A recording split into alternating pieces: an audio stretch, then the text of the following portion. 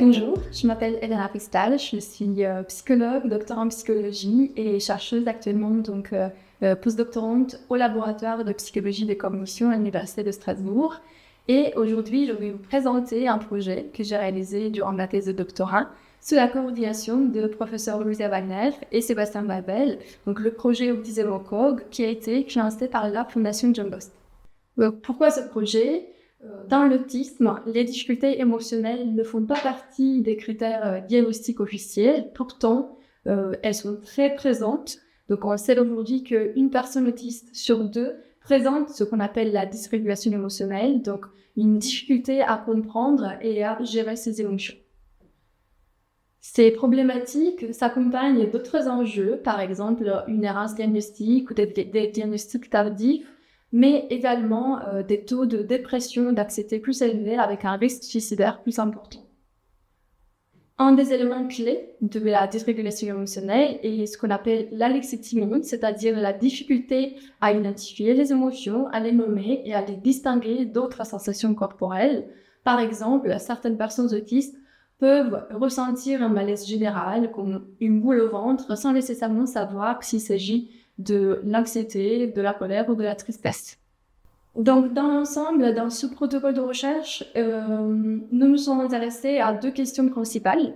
Donc, la première était comment les émotions apparaissent et comment elles évoluent dans un contexte de vie de tous les jours des personnes autistes sans déficience intellectuelle.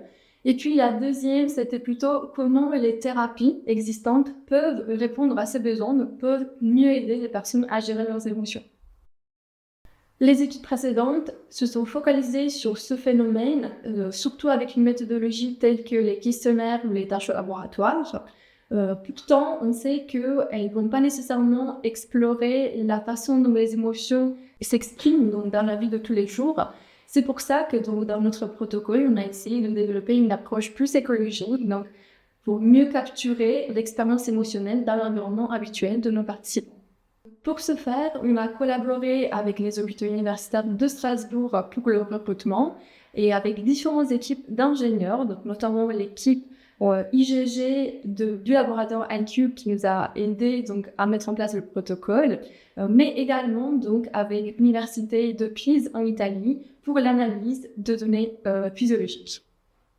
Donc, au total, nous avons recruté 29 adultes autistes sans déficience intellectuelle qu'on a comparé à 28 adultes neurotypiques.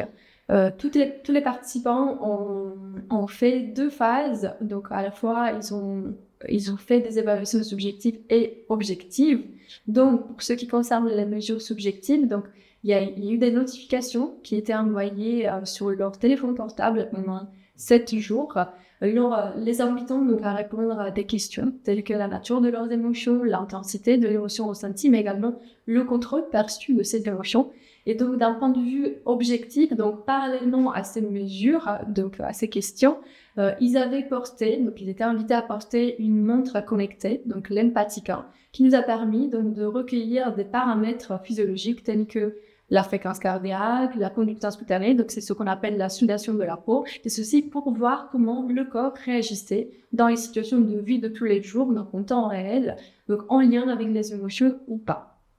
Donc, nos résultats nous ont permis d'observer qu'en comparaison avec le groupe neurotypique, les personnes autistes présentaient des émotions plus désagréables, telles que l'anxiété ou la tristesse, des émotions aussi plus fortes et plus difficiles à identifier et à contrôler.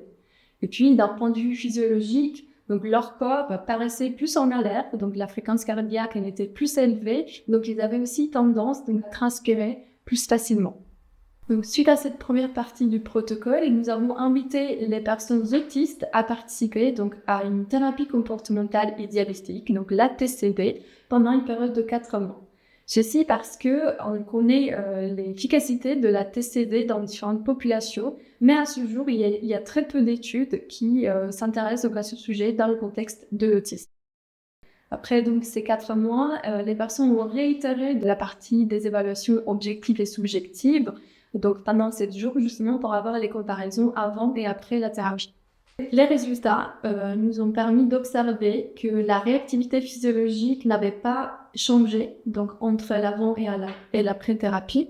Par contre, sur les mesures subjectives, donc les personnes autistes rapportaient moins d'émotions difficiles à identifier, donc ils avaient un vocabulaire émotionnel plus riche, donc, mais également un contrôle émotionnel plus important avec des émotions plus agréables telles que la joie et le calme. Donc, en conclusion, ce projet nous a permis d'avoir une meilleure compréhension du fonctionnement émotionnel des personnes autistes en comparaison du coup à un groupe neurotypique. Et ceci nous donne des pistes, non seulement sur le traitement, comme la TCD, qui semble adapté et qui permet du coup à améliorer le bien-être, en tout cas le vécu émotionnel des personnes autistes, mais également à continuer à faire de nouveaux travaux avec une méthodologie telle que des approches écologiques qui permettent donc d'avoir des mesures dans la vie de tous les jours de nos participants.